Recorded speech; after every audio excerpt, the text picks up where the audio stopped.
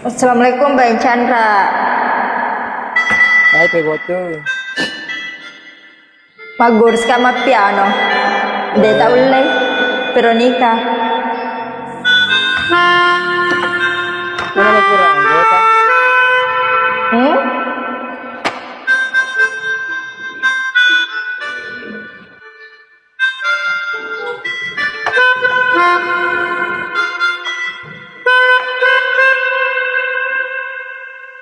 Kurasa kok tidak Magor. puasa lagi, Bah. Iya. Tidak tahu dia. Tetap merubah bui yang memutih menjadi memandani seperti pinta tidak. Nyanyi ke dulu Bang Chandra. Oh Bang Chandra, nyanyi ki dulu. Bukan Kak, di rumah ini keluar kali ya pekerjaanku. Oh halo Kak Naila, halo Kak Nur. Formulan berapa? Sudah. Dana berapa?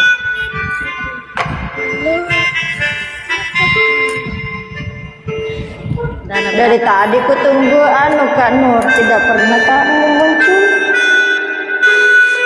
Kenapa tak pental ki? Peteraan Kak jauh mesti. Pada gagap Bang Chandra lagi keluarin Mbak. Menjual ki Kak?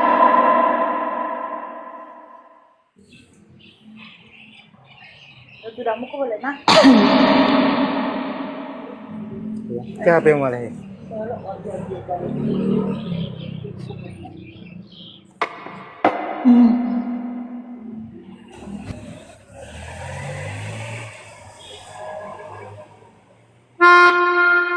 Ini tidak.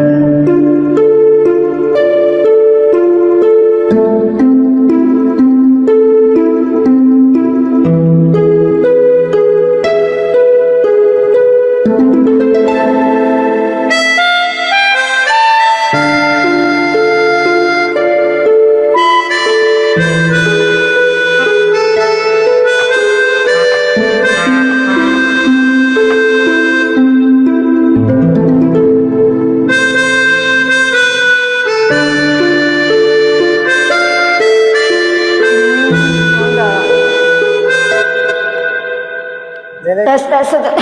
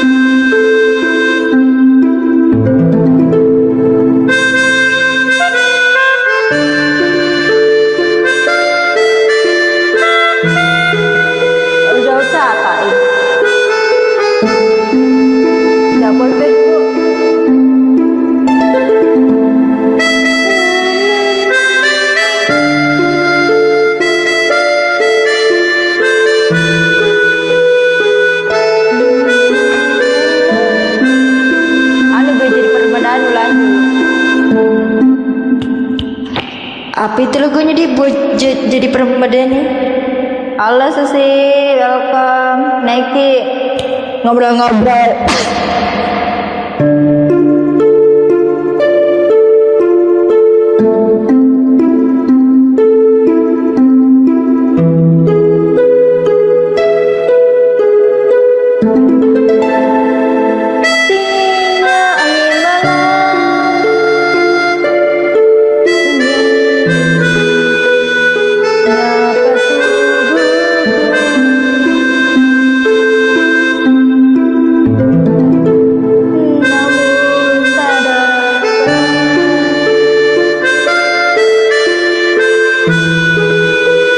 Pengennya download ke aplikasi piano.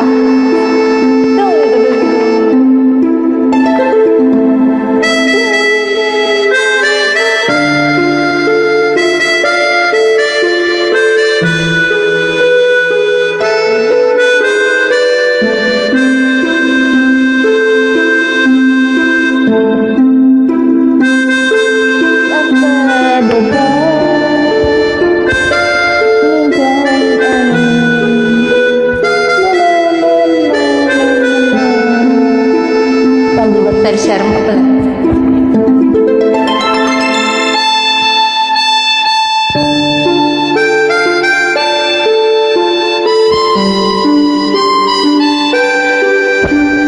Ku tahulah bahwa kunci marifat kepada Allah, mengenal jati diri dan mengetahui hakikat nafsu.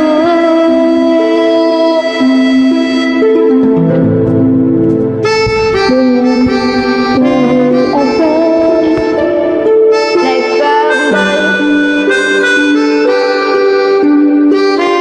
tak jagain dia musik.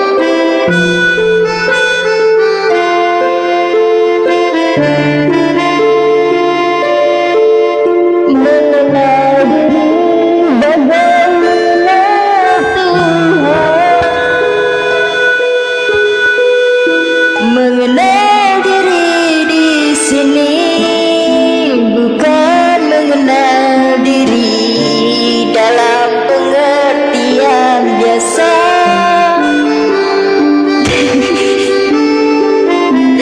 Ser maribat apa anu? Oh iya, petunjuk adik. Namun tidak boleh bahwa kita tidak boleh saling dibebankan bukan lagu anu mesti ada tapi aku pada mulanya ada simpanan yang tersembunyi.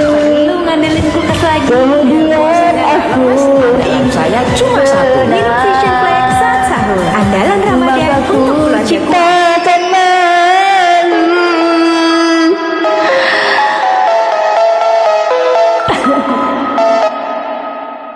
Ya.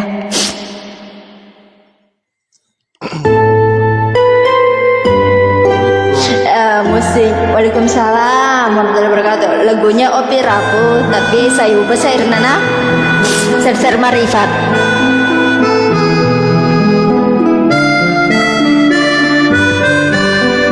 Aku pada mulanya simpanan yang tersembunyi, kemudian aku ingin dikenal, maka ku ciptakan makhluk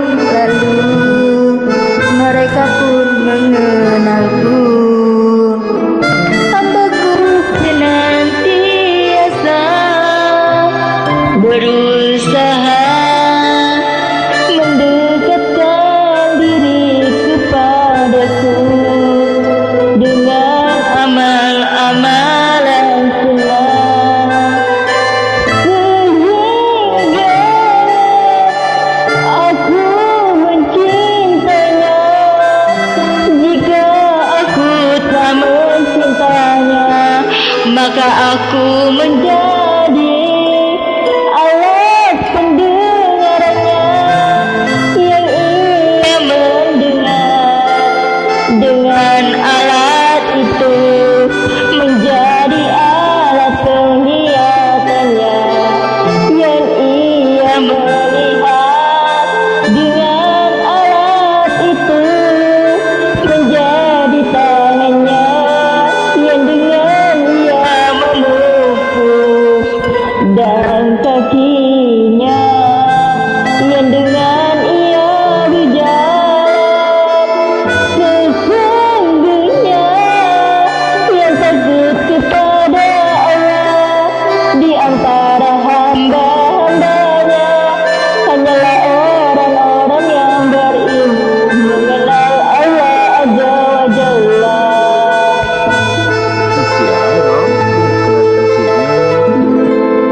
Semakin seni pak ya dari semua musik. Musik nak. Demi pertama lah gue. Dari sepai de syair de gage lo mapakwe ya tobi lagu kangi pada ule baca jadul anu set-setan.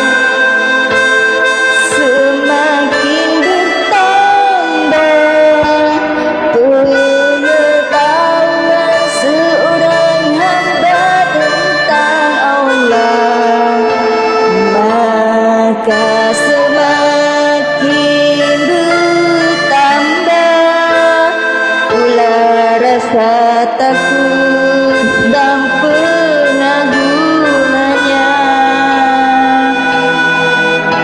Yang kemudian pengetahuannya ini akan mewariskan perasaan lalu pengagungan, kemuliaan, merasa selalu diawasi, kecintaan bertawakan. Semakin banyak pengetahuan seorang tentang Allah, orang-orang ahli tasawuf yang mengklaim bahwa mereka yang paling dekat. Siapa udah sebagai lo macik di bawah manu maksud sana macik di bawah mabu sair kan tidak bisa dimelokan. Oh mak puisi sekapele. Kita mengetahui bahwa dalam era globalisasi ini banyak pemuda yang sudah kehilangan Allah karimanya, sehingga perlu pemahaman dan pembelajaran untuk mengkaji alat tasawuf. Tasawuf adalah upaya melatih jiwa dengan berbagai kegiatan yang dapat membebaskan dirinya dari pengaruh kehidupan dunia, sehingga tercermin akhlak yang mulia dan dekat dengan Allah Subhanahu wa Ta'ala. Inilah esensi atau hakikat tasawuf itu sendiri. Tasawuf bertujuan untuk memperoleh suatu hubungan khusus langsung dari Tuhan. Hubungan yang dimaksud mempunyai makna dengan penuh kesadaran bahwa manusia sedang berada di hadirat Tuhan. Kesadaran tersebut akan menuju konteks komunikasi dan dialog antara ruh manusia dengan Tuhan. Hal ini dapat dilakukan dengan cara manusia perlu mengasingkan dirinya. Keberadaannya yang dekat dengan Tuhan akan berbentuk ijtihad atau bersatu dengan Tuhan. Demikian menjadi inti persoalan sufisme baik pada agama Islam maupun di luarnya. Islam mengatur kehidupan yang bersifat lahiriah atau jasadiah dan kehidupan yang bersifat batiniah. Pada unsur kehidupan yang bersifat batiniah inilah kemudian lahir tasawuf. Unsur kehidupan tasawuf ini mendapat perhatian yang cukup besar dari sumber ajaran Islam, Al-Quran dan Sunnah, serta para praktek kehidupan Nabi dan sahabatnya. Lebih jauh, Al-Quran berbicara tentang kemungkinan manusia dan Tuhan dapat saling mencintai atau mahabbah seperti Al-Maidah ayat 4, perintah agar manusia senantiasa bertaubat. At-Tahrim ayat 8, petunjuk bahwa manusia akan senantiasa bertemu dengan Tuhan dimanapun mereka berada. Dan Al-Baqarah ayat 110, Allah dapat memberikan cahaya kepada orang yang dikehendakinya atau An-Nur. Ayat 35, Allah mengingatkan manusia agar dalam hidupnya tidak diperbudak oleh kehidupan dunia dan harta benda. Al-Hadid, Al-Fatir ayat 5, dan sentiasa bersikap sabar dalam menjalani pendekatan diri kepada Allah Subhanahu wa taala. Al-Imran ayat 3 sampai 6. Begitu juga perintah Allah untuk menghilangkan semua mengharap ridha dan beribadah. Banyak di sini nah.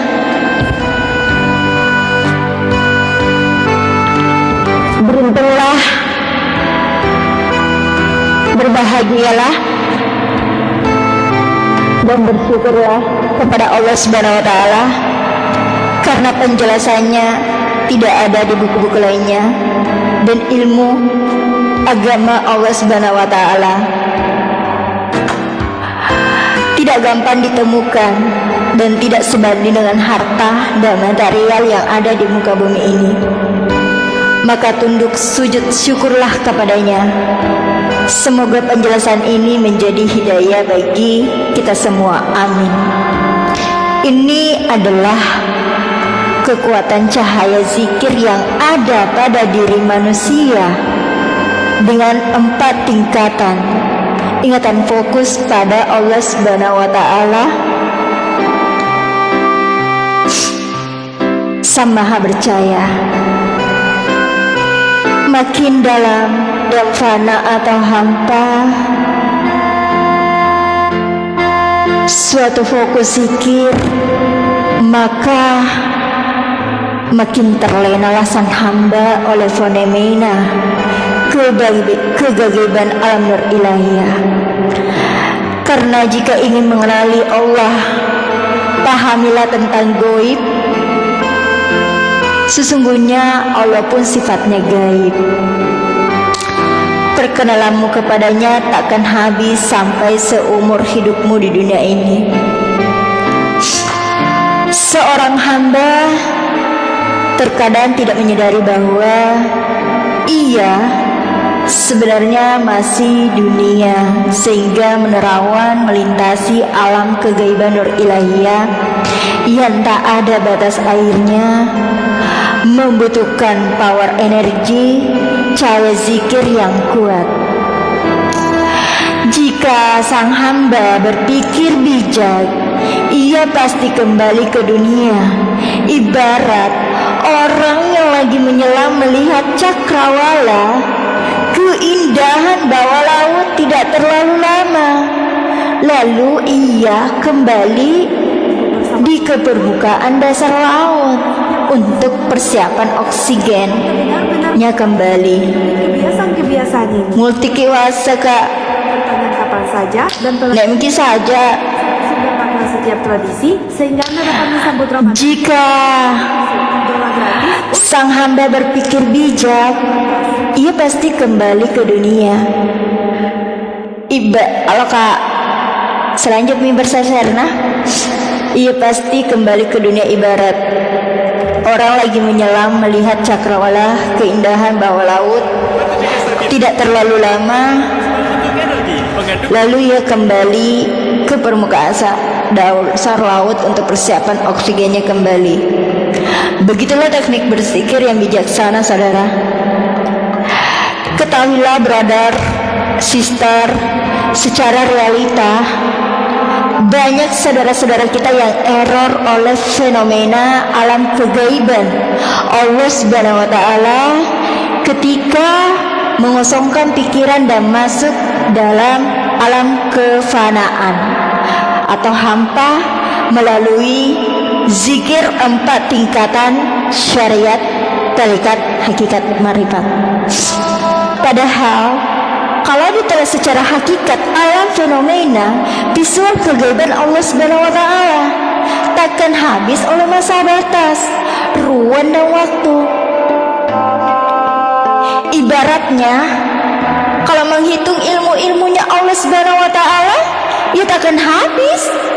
Biarpun laut dijadikan tinta untuk menulis ayat-ayat ilmu Allah Subhanahu wa taala yang maha luas pengetahuannya di alam jagat raya. Sebagaimana Quran surah Al-Kahfi ayat 109. Nah, berikut ini adalah tuntunan-tuntunan zikir zariat la ilaha illallah, la ilaha illallah, diucapkan berulang-ulang dengan lisan sampai masuk ke dalam hati sehingga lisan atau mulut tak berucap lagi. Rahasia zikir ini terdiri dari 12 huruf yang sama maknanya dengan 12 jam. Zikir ini selalu dikumandangkan oleh para malaikat bumi atau malaikat ahyar. Ketika Allah Subhanahu wa taala menciptakan setiap makhluknya di muka bumi. Yang kedua, zikir tarekat. Allah atau zikir hati diucapkan berulang-ulang di dalam hati saja dengan pengosongan pikiran fana atau hampa, lalu fokus pada nama tadi sehingga nama Allah tadi membuat dan menciptakan alam bayangan hidup di depan mata kita sendiri. Jangan kaget dan takut oleh fenomena tersebut, karena para jin syaitan selalu mengintai. Tetapi berlindunglah kepada Allah Subhanahu wa taala yang maha menjaga orang beriman dengan ayat dan doa a'udzubillahi minasyaitonirrajim, la ilaha illa anta inni kuntu minadh-dhalimin. Lalu lafazkan Allahu salamun hafizun waliyun wa muhaimin. Allah maha sejahtera, maha memelihara, maha melindungi, lagi maha menjaga hambanya yang beriman. Dan yang ketiga, zikir hakikat atau zikir nyawa atau zikir nafas. Dia Allah diucapkan dalam hati saja dengan keadaan fana atau hampa melalui perantaraan tarikan nafas ke dalam sampai ke perut. Usahakan perut tetap keras biarpun nafas telah keluar. Dalam bahasa ilmu tenaga dalam ini adalah metode pemusatan power lahiriah dari perut, dari istilah Cina Yin, dan yang ini adalah penyembuhan pengobatan pada diri secara batiniah, dan kesemuanya itu benar adanya karena pusat perut adalah sumber energi kekuatan manusia secara lahiriah dan batiniah secara hakikat. Zikir sebenarnya tempatnya pada pusat perut dengan perantaraan cahaya nafas yang sangat berharga pada manusia. Dan yang keempat, zikir makrifat. Atau huwa, dialah Allah bersamaku. Sebenarnya bunyi zikir ini sudah berpaduan antara hakikat dan makrifat. Zikir tersebut dilantungkan dalam hati saja dengan gerakan nafas masuk ke dalam, keluar nafas. Pada para sufi wali Allah, ini adalah zikir kenikmatan, kecintaan yang mahabbatullah, yang sangat luas faidah dan hidayahnya dan karomahnya, sehingga dapat menyingkap tabir rahasia-rahasia Allah Subhanahu wa taala pada gerakan kehidupan ini. Zikir rahasia marifat wallahu ahad, Allah maha tunggal. Pada penjelasan di atas tentang zikir sebenarnya, kalau bicara tentang tingkatan pemahaman agama dengan ilmunya Allah Subhanahu wa taala, terdiri 7 fase tingkatan. Syariat, mentaati segala perintahnya dan menjauhi segala larangannya. Tarekat, jalan spiritual menuju kepadanya. Hakikat, mengetahui arti makna sesuatu pada kehidupan, tapi hamba itu diam pada orang awam. Karena itulah ikatan janjinya kepada Allah Subhanahu wa taala. Makrifat, pengenalan dirinya kepada Allah Subhanahu wa taala, seperti hadis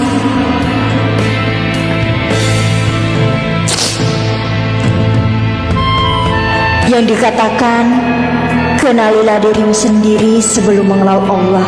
Man arafahu faqasal rabbahu. Barang siapa yang mengenal dirinya, maka dia akan mengenal Tuhannya. Setelah engkau mengenalinya, maka bersatulah wujudmu bersamanya. Musyahadah, penyaksian fenomena kegaiban Nur Allah Subhanahu wa taala di langit dan bumi. Ia menyaksikan bersama para wali Allah dan Nabi Allah, khususnya baginda Rasulullah Nabi Muhammad sallallahu alaihi wasallam. Muhasyafah, terbuka tabir rahasia seluruhnya di langit dan di bumi. Para mukhasyaf saat ini hanya terdiri dari 111 orang saja di seluruh dunia, dan setiap ada wafat yang menggantikan wali tersebut. Jadi berbahagialah hamba yang telah menemukannya. Mahabbah, kecintaan kepada Allah Subhanahu wa taala dengan penglihatan pada setiap gerakan nafas, dan hidupnya ada kasih sayang Tuhannya yang maha pemberi. Nama maha pemurah. Tingkatan ini hanya Allah Subhanahu wa taala saja yang tahu.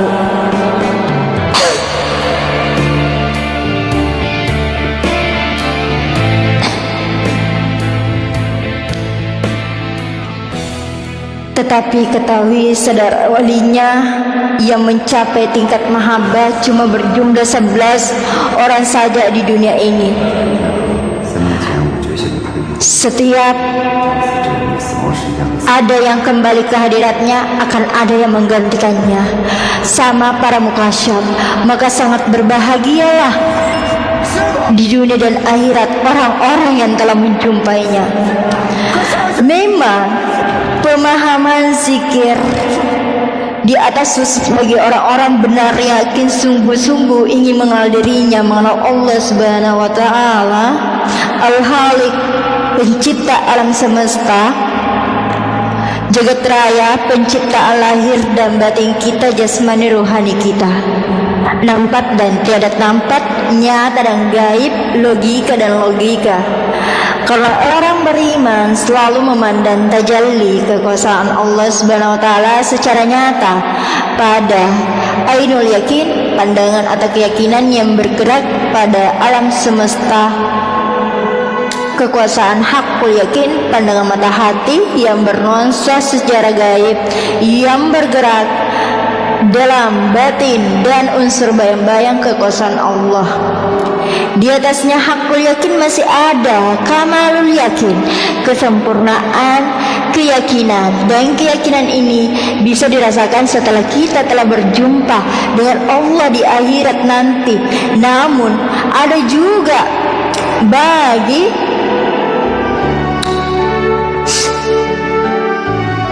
orang-orang khusus yang dicintainya, yang telah diberi hidayahnya, karomahnya, yang telah dibukakan hijabnya pada kamalul yakin di dalam dunia. Dan dialah orang-orang yang mau bermakrifat kepada Allah Subhanahu wa taala.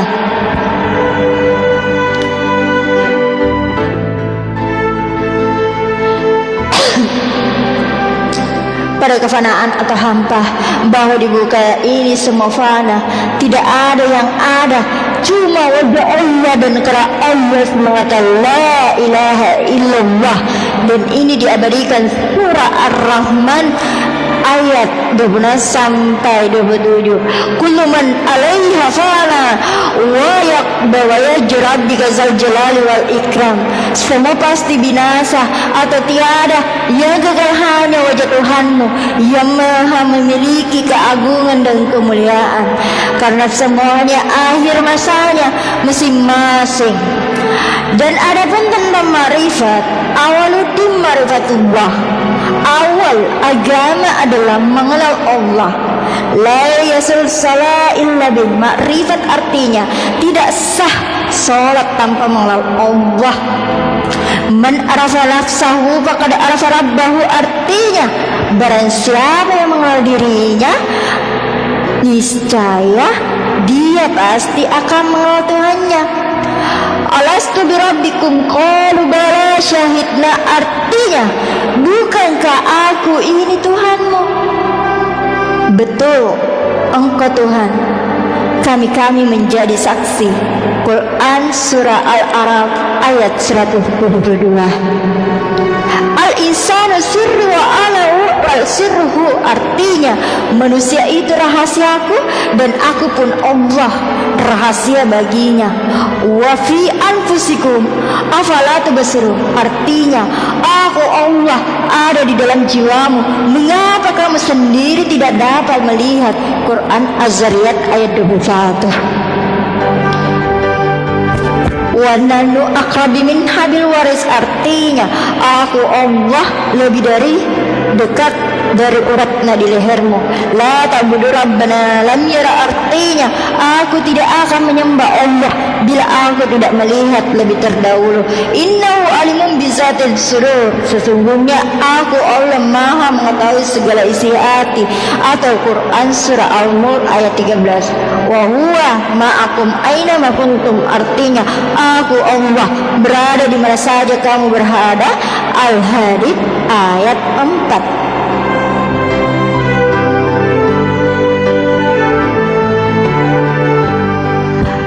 Dalam Islam, setiap muslim wajib mengenal Allah Sang Maha Pencipta.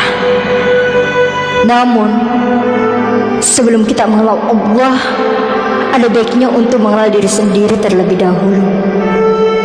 Dengan mengenal diri sendiri, maka kita akan jauh lebih mudah mengenal Allah Subhanahu wa Ta'ala. Introspeksi diri sebagai seorang muslim, kita diwajibkan untuk melakukan introspeksi diri. Kita harus mengerti apa yang telah kita lakukan selama ini. Rasul bersabda, sesungguhnya hisab pada hari kiamat akan menjadi ringan hanya bagi orang yang selalu menghisab dirinya saat dihidup di dunia atau introspeksi diri. Kita harus mengerti apa saja yang telah kita lakukan selama ini. Mengenal diri zahir dari manusia pada dasarnya terdiri dari dua bagian, yaitu diri zahir dan diri batin. Pada diri zahir kita dapat meyakinkan kebesaran Allah Subhanahu wa Ta'ala. Kita dapat melihat wujud fisik kita sendiri sebagai pengenalan awal akan diri sendiri. Sesungguhnya kami telah menciptakan manusia dari setetes mani yang bercampur, yang kami hendak mengujinya dengan perintah dan larangan. Karena itu kami jadikan dia mendengar dan melihat. Allah menciptakan kita dari setetes mani hingga kita menjadi seorang manusia sekarang ini. Kita dapat melihat, mendengar, berbicara, bergerak berkat izin dan kenikmatan yang diberikan Allah Subhanahu wa Ta'ala. Mengenal diri batin adalah roh yang ada dalam diri kita sendiri. Sebelum mengenal Allah, dalam ilmu tasawuf dijelaskan bahwa kita harus bisa mengenal diri kita sendiri. Salah satu cara untuk mengenal diri sendiri adalah melihat ke dalam kalbu kita. Dan di dalam diri kamu, apakah kamu tidak memperhatikannya? Quran Az-Zariyat ayat 21. Rasul sendiri juga menegaskan mengenal sesuatu dalam batin manusia yang harus dilihat dengan baik agar bisa mengenal diri sendiri. Aku jadikan dalam rongga anak Adam itu mahligai, dan dalam mahligai itu ada dada, dan dalam dada itu ada hati atau kolbu namanya, dan dalam hati kolbu ada mata hati atau fuad, dan dalam nafas mata hati fuad ada namanya penutup mata hati atau sagaf, dan di dalam penutup mata hati sagaf itu ada nur atau cahaya atau labban, dan di dalam nur cahaya labban dalam ada rahasia sir, dan di dalam sir rahasia itulah aku, kata Allah dalam hadis qudsi. Hati atau kalbu yang dimaksud di sini adalah hal yang gaib yang memiliki sifat kebaikan dan keburukan. Di dalamnya ada yang bergantung pada keimanan kita. Ingatlah bahwa di dalam tubuh itu ada segumpal darah. Bila ia telah baik, maka baiklah sekalian badan, dan bila ia rusak, maka rusak sekalian badan. Dan dia bila rusak sekali badan, dan bila ia rusak, maka binasalah sekalian seluruh badan. Itulah dikatakan hati. Mengingat tujuan cara lain untuk mengelola diri sendiri adalah mengingat kembali bahwa tujuan manusia diciptakan adalah untuk beriman kepada Allah Subhanahu wa taala yang memiliki tujuan untuk beribadah kepada hanya Allah Subhanahu wa taala. Ingatlah ketika Tuhanmu berfirman kepada para malaikat, sesungguhnya aku hendak menjadikan khalifah di muka bumi. Dan malaikat mereka berkata, apakah engkau hendak menjadikan di bumi itu siapa yang akan membuat kerusakan padanya dan menumpahkan darah? Padahal kami senantiasa bertasbih dan memuji engkau dan mensucikan engkau. Allah berfirman, sesungguhnya aku mengetahui apa yang tidak engkau ketahui. Dia mengajar kepada Adam nama-nama seluruhnya, kemudian memaparkan kepada para malaikat, lalu berfirman, sebutkanlah kepada aku nama-nama benda itu jika kamu orang benar. Mereka berkata, Maha suci engkau, tidak ada yang kami ketahui selain dari apa yang engkau ajarkan kepada kami.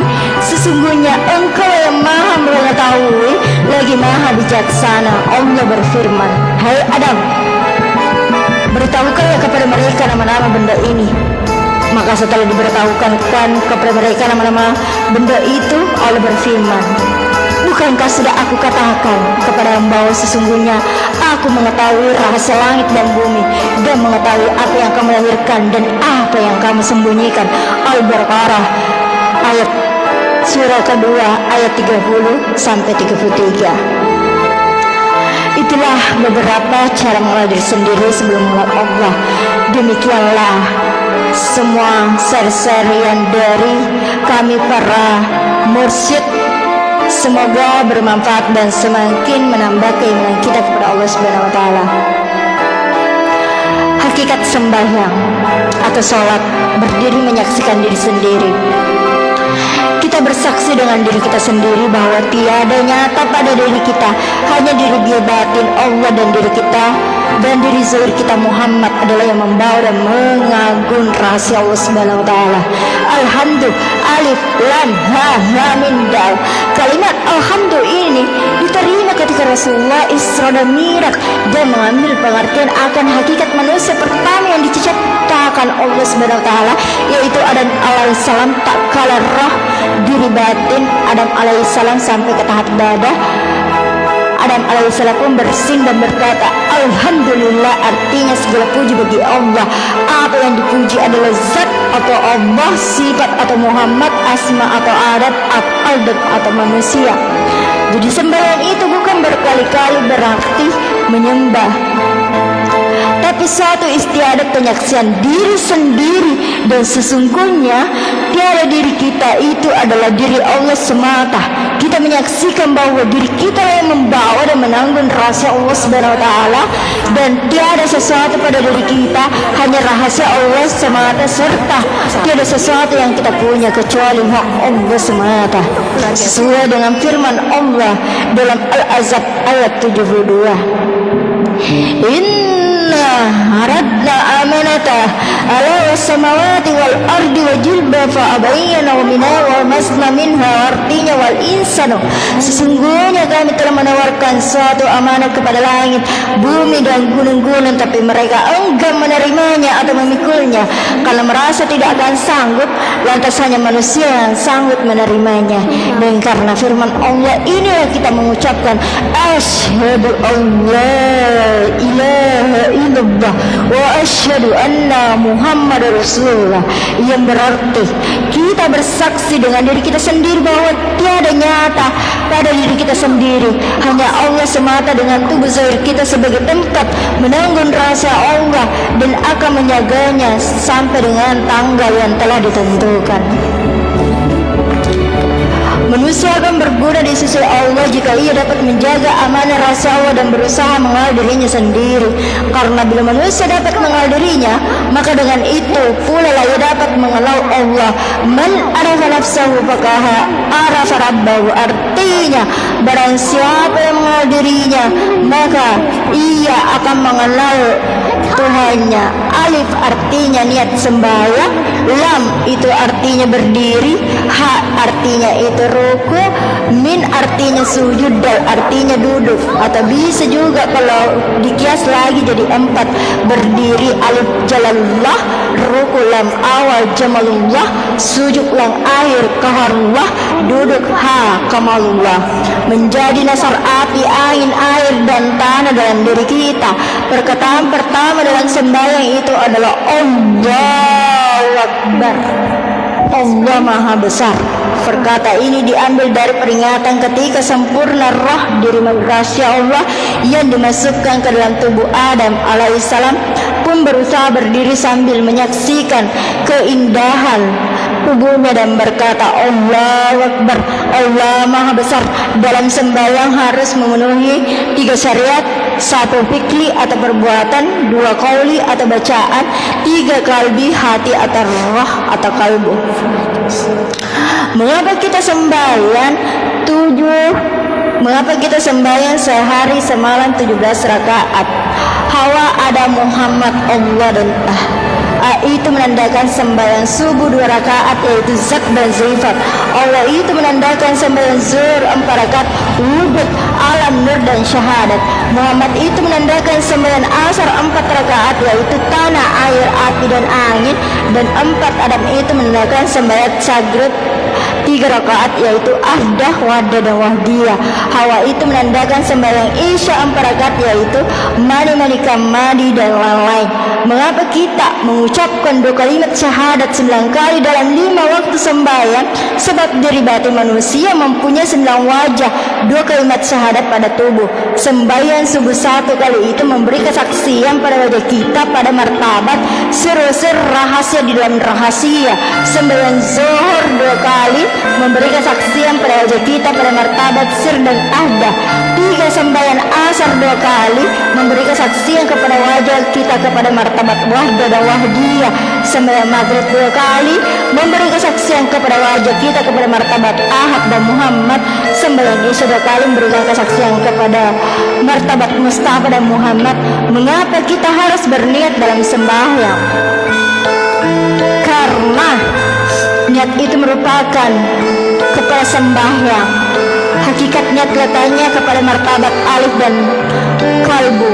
Manusia di dalam sembahyang itu kita lafazkan dalam hati, aku hendak sembahyang menyaksikan diriku karena Allah semata-mata. Dalilnya la salatan illa bi huduril qalbi, tidak sah salahnya kalau tidak hadir hatinya atau kalbunya. La yasala illa bin ma'rifatillah, tidak sah salat tanpa mengenal Allah. Wa qalbu mu'min baitullah, jiwa orang mukmin itu rumahnya Allah. Wa nahnu aqrabu minha bil waris, aku Allah lebih dekat dari urat lehermu. Innamal wadata maswadu, hubungan antara manusia dengan Tuhannya adalah cinta. Cintailah Allah yang karena Allah engkau hidup dan kepada Allah engkau kembali. Akimir salatat zikri, dirilah salat untuk mengingat Allah. Al-Fatihah, ia merupakan tubuh sembahyang. Tahiyat ialah merupakan hati sembahyang. Salam ialah merupakan kaki tangan sembahyang. Hakikat Al-Fatihah dalam salat memberikan hati, membersihkan hati dari syirik kepada Allah Subhanahu wa taala. Mengingat kita bahwa tubuh manusia itu mempunyai 7 lapis bumi senantiasa, yaitu bulu, kulit, daging, darah, tulang, lemak, lendir. Ayat dalam Al-Fatihah merupakan tawaf 7 keliling Ka'bah. Hakikat Allahu Akbar dalam salat ialah mengambil makna ucapan Nabi Adam alaihissalam ketika berdiri menyaksikan dirinya sendiri, dan Nabi Adam alaihissalam mengucapkan kalimat Allahu Akbar. Peristiwa ini merupakan tajalli atau perpindahan diri rahasia Allah sehingga dapat ditangguh oleh manusia dengan 4 perkara, yaitu wujud, ilmu, nur, dan syahadat. Perkataan pada Allah Allahu Akbar mengandung makna atau martabat zat, sedangkan perkataan akbar pada Allahu Akbar mengandung makna atau martabat atau sifat. Jadi zat dan sifat itu tidak boleh berpisah. Zat dan sifat sama-sama saling puji memuji. Waalaikumsalam warahmatullahi wabarakatuh. Makin enggak?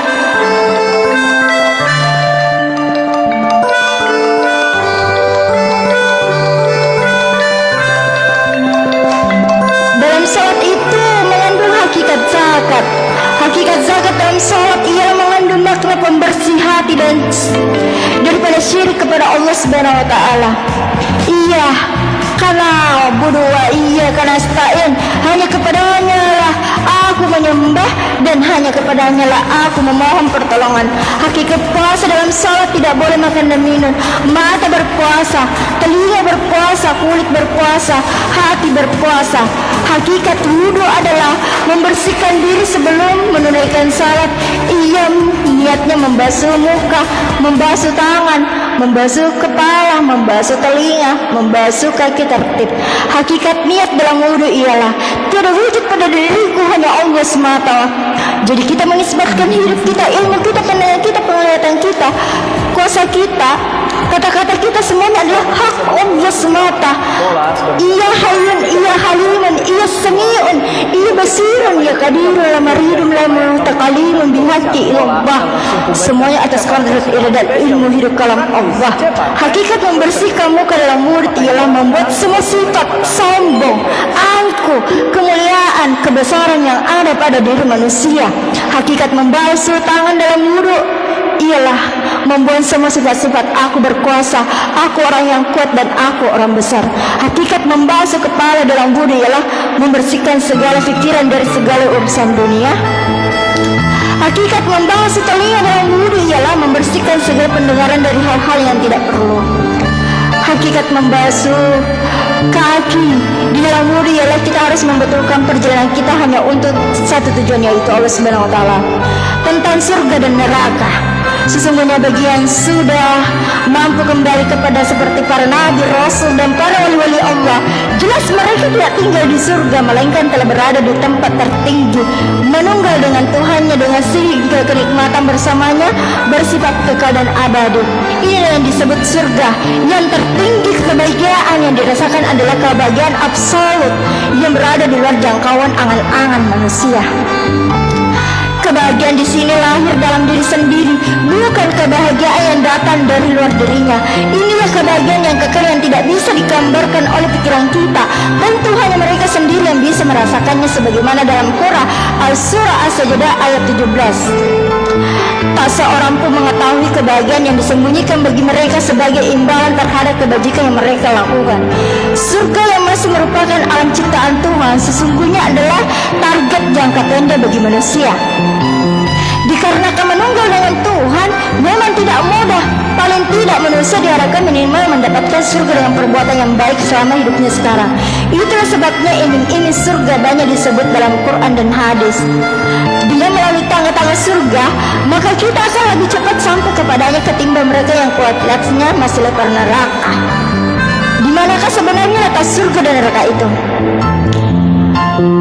Banyak yang tidak menyadari bahwa bumi tempat kita tinggal ini satu surga sekaligus neraka ciptaannya. Tentu bumi ini bukanlah satu-satunya ciptaan Allah, melainkan banyak bumi planet lain yang juga diciptakan Allah. Jadi surga dan neraka itu adanya di bumi yang diciptakan Allah dengan kualitas yang berbeda-beda tingkat. Dalam dalam Al-Quran ia telah dijelaskan bahwa surga ternyata memiliki berbagai tingkatan di surah Az-Zumar ayat 30, di surah 39 ayat 20 artinya tempat yang tertinggi di atasnya dibangun pula tempat-tempat tinggi yang di bawahnya mengalir sungai-sungai yang dalam diri. Allah telah berjanji dengan sebenarnya Allah tidak akan memungkiri janjinya.